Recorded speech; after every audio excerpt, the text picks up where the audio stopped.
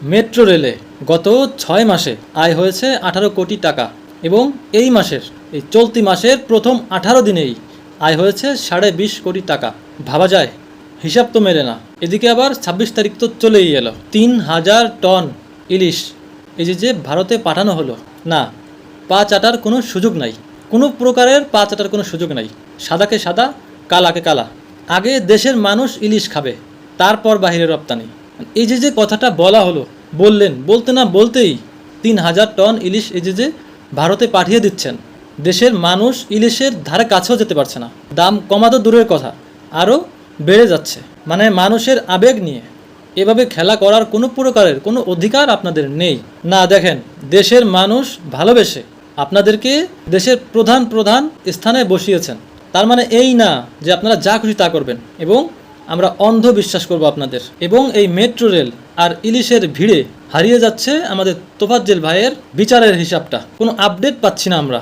একজন মানসিক ভারসাম্যহীন মানুষ, তার সঙ্গে যেটা করা হয়েছে এই জাতি দেখেছে এবং সেই ফুটেজগুলো দেখে কাঁদেনি এমন লোক খুব কমই আছে এই বাংলায়।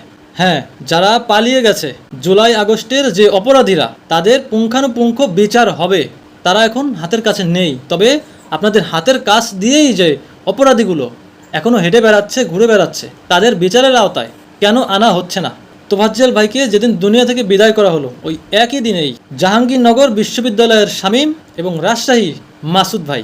দর্শক, আপনার স্ক্রিনে ছবিতে দেখেন একজন পঙ্গু মানুষ, 14 সাল থেকে তার একটা পা নেই। এই লোকটাকে আপনার ভিডিও ফুটেজ দেখেছেন যে সে পানি চেয়েছিল, মৃত্যুর আগে সে শুধু একটু পানি চেয়েছিল, তাকে দেওয়া হয়নি। তবে পরবর্তীতে তোফাজ্জেল ভাইয়ের বেলায় কিন্তু সেটা তারা করেছে।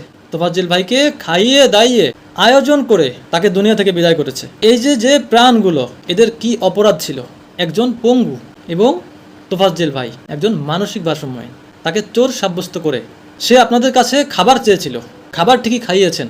তবে তোফাজ্জেল ভাই জানতো না যে এটা তার জীবনের শেষ খাবার। আবার এসব নিয়ে কিছু লোক দেখলাম যে বলতেছে তারা ছিল ছাত্রলীগ, এবং কিছু নিউজ চ্যানেলেও দেখলাম তারা নিউজ করতেছে এই যে অপরাধীগুলো তারা নাকি ছাত্রলীগ ছিল। এগুলা প্রকাশ করতেছে যে তারা সমন্বয়, কিন্তু তারা আগে ছাত্রলীগ ছিল। মানে যেখানেই যাইতেছি সব জায়গাতেই ছাত্রলীগ, সব জায়গাতেই লীগের লোক। যেখানে যা কিছু হচ্ছে দেশের মধ্যে সব লীগ। মানে যারা মরতেছে তারাও ছাত্রলীগ এবং যারা এগুলা করতেছে অপরাধী তারাও ছাত্রলীগ। দেশের মধ্যে সবাই কি ছাত্রলীগ নাকি? মানে কিছুদিন আগে দেখেছি পুলিশদের বলা হয়েছে যে পুলিশ লীগ, তারপরে আনসাররা নামলো, তাদেরকে বলা হচ্ছে যে আনসার লীগ। তারপরে রিক্সাওয়ালাদেরও বলা হয়েছে যে রিক্সা লীগ, রিক্সাওয়ালারাও নাকি ছাত্রলীগে হয়ে ফিরে আসছে।